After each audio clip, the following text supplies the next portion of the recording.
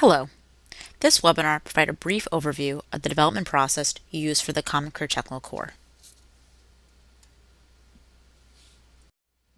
Briefly, the Common Career Technical Core, or CCTC, are benchmark standards developed by 42 states, DC, and Palau that define what a student should know and be able to do after completing a multi-course program of study.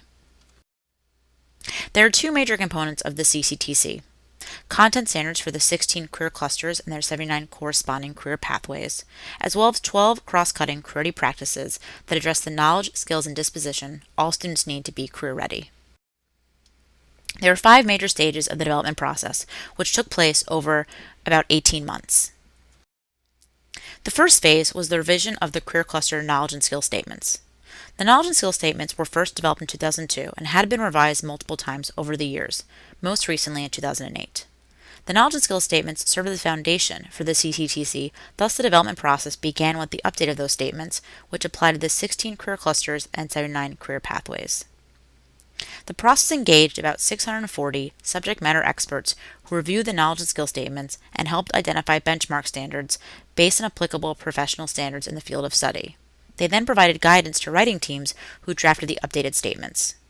These draft statements then underwent a public comment period, which included online validation from business, industry, and other key stakeholders.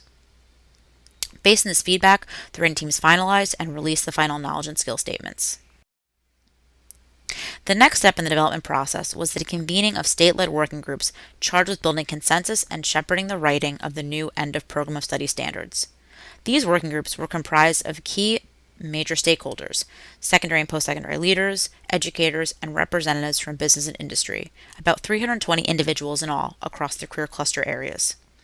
Based on the validated knowledge and skill statements, they produced a first draft of the CCTC, which is then made available for public review.